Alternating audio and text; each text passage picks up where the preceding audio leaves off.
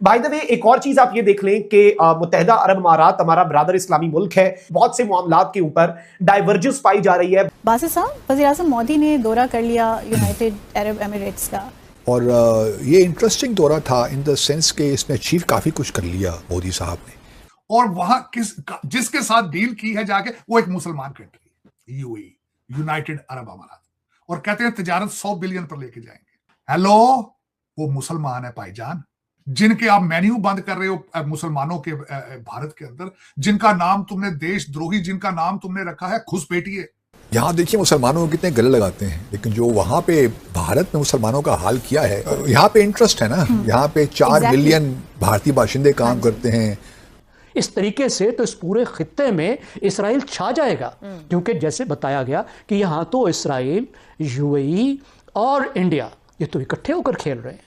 और इंडिया के साथ अब यूएई चूंकि वो डाइवर्सिफाई कर रहा है अपनी मुख्तलिफ चीजों को, लेकिन जो सबसे बड़ी चीज है नाज़रीन कराम, एलपीजी डिफेंस और इन्वेस्टमेंट पैक्ट्स तो हुए, इंडिया एंड यूएई ने एग्री किया है कि हम एक स्ट्रेटेजिक डिफेंस पार्टनरशिप का फ्रेमवर्क जो है उसके ऊपर एग्रीमेंट हो गया है। तो दोस्तों, अरब एमिरेट्स का किस तरह से देख रहे हैं इस दौरे को, और इस दौरे का असल मकसद क्या था? बड़ा हंगामी दौरा था जी, बड़ा हंगामी दौरा। एयरपोर्ट पे जो सदर हैं यूएई के MPZ, उन्होंने इस्तकबाल किया, मोदी साहब ने झप्पी लगाया, जो उनका अंदाज, वाह वाह ब्रदर।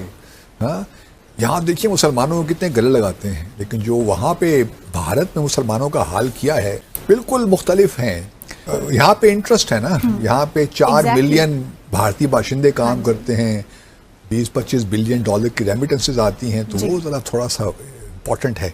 और वहाँ पे आसाम, और देखिए ना, जो हमने पहले भी डिस्कस तो किया था, आसाम और जो वेस्ट बंगाल में इंतखाबात हुए, बीजेपी ने किसी मुसलमान को अपना टिकट नहीं दिया। तो ये मुसलमानों के बारे में बीजेपी के ख्यालात हैं। अच्छा जी, जो पहुँच गए मोहतरम वज़ीर आज़म मोदी साहब, जो उनका स्टाइल है, और ये एक आप कह सकते हैं कि ऑन रूट, एक क्योंकि इनका असल दौरा तो जो है ना कुछ नॉर्डिक कंट्रीज़ हैं, यूरोपियन, नेदरलैंड्स, स्वीडन, नॉर्वे और इटली, इन 4 ममालिक का दौरा कर रहे हैं मोदी साहब। तो वो जाते हुए यूरोप, उन्होंने कहा कि मैं यूएई में रुक जाता हूँ। और ये इंटरेस्टिंग दौरा था इन द सेंस कि इसमें अचीव काफ़ी कुछ कर लिया मोदी साहब ने। एक तो फ्रेमवर्क एग्रीमेंट कर लिया डिफेंस पे जी, उसमें काफ़ी इम्पॉर्टेंट है इन द सेंस कि इस वक्त जो हालात हैं वेस्ट एशिया में, और जो यूएई का पर्सपेक्टिव है विज़ावी ईरान, वो भी इम्पॉर्टेंट है। उसको सामने रखते हुए इस किस्म का फ्रेमवर्क एग्रीमेंट करने की अपनी एक अहमियत हो जाती है। उसमें मैन्युफैक्चरिंग भी है, डिफेंस प्रोक्योरमेंट भी है, और भी बहुत सी चीज़ें आई एम श्योर होंगी जो कि पब्लिक नहीं हुआ।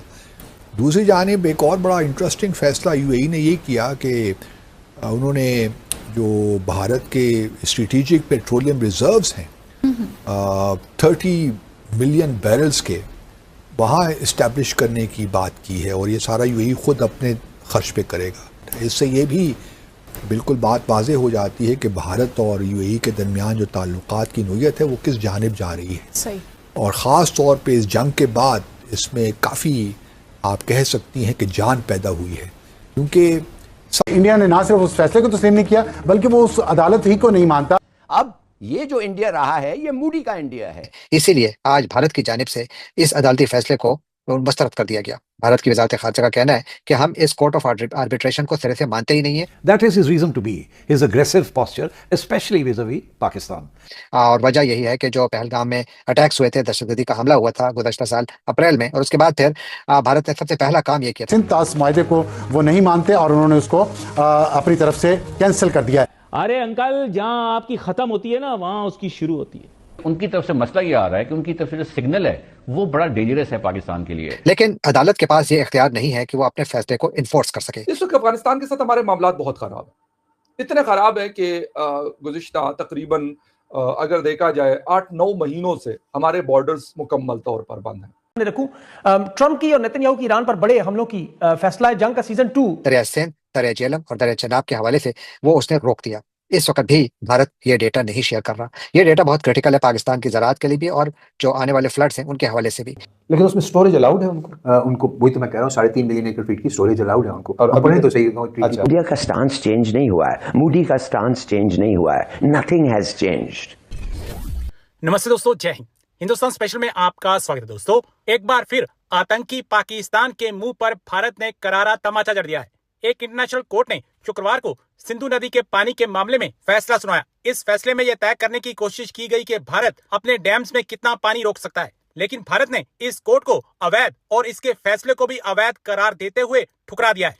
विदेश मंत्रालय ने कहा है कि यह कोर्ट ही गैर कानूनी है, इसलिए इसका कोई भी फैसला हमें मंजूर नहीं है। भारत ने शुरू से ही कहा है कि यह आर्बिट्रेशन कोर्ट गैर कानूनी तरीके से बनाई गई है। मंत्रालय ने कहा कि इस कोर्ट का बनाया जाना ही संधि का उल्लंघन है, इसलिए इसकी किसी भी कार्रवाई या फैसले की कोई कानूनी हैसियत नहीं है। भारत ने इस कोर्ट के किसी भी बैठक में हिस्सा नहीं लिया। अप्रैल 2025 में पहलगाम आतंकी हमले के बाद भारत ने सिंधु जल संधि को रोक दिया। यानी भारत ने कहा कि जब तक पाकिस्तान आतंकवाद बंद नहीं करता, यह संधि अभी के लिए ठंडे बस्ते में है। अब भारत द्वारा कोर्ट के फैसले को अवैध करार देते हुए इसे मानने से साफ इनकार करने पर पाकिस्तान बुरी तरह बौखला गया है। लेकिन अदालत के पास ये इख्तियार नहीं है कि वो अपने फैसले को इन्फोर्स कर सके। यानी अदालत ने एक फैसला तो दे दिया, लेकिन उस पर अमल दरामद के लिए उसके पास कोई ताकत या मैकेनिज्म नहीं है। इसीलिए आज भारत की जानिब से इस अदालती फैसले को मुस्तरद कर दिया गया। भारत की वजारत खारजा का कहना है कि हम इस कोर्ट ऑफ आर्बिट्रेशन को सिरे से मानते ही नहीं है, और ये कि हमने इंडस वाटर ट्रीटी को एबेंस में डाला हुआ है, यानी उसको हमने फिलहाल मुंजमद किया हुआ है। और वजह यही है कि जो पहलगाम में अटैक्स हुए थे, दहशतगर्दी का हमला हुआ था गुज़श्ता साल अप्रैल में, और उसके बाद फिर भारत ने सबसे पहला काम ये किया था कि पाकिस्तान के पानी के हवाले से जो इंडस वाटर ट्रीटी है जो 1960 में जिस पर दस्तखत हुए थे, उसको एबेंस में डाल दिया, जिस पर आज भी अमल दरामद हो रहा है। यानी इस ट्रीटी के तहत जो पानी के बहाव का डेटा भारत पाकिस्तान के साथ शेयर करता था दरिया सिंध, दरिया झेलम और दरिया चेनाब के हवाले से, वो उसने रोक दिया। इस वक्त भी भारत ये डेटा नहीं शेयर कर रहा। ये डेटा बहुत क्रिटिकल है पाकिस्तान की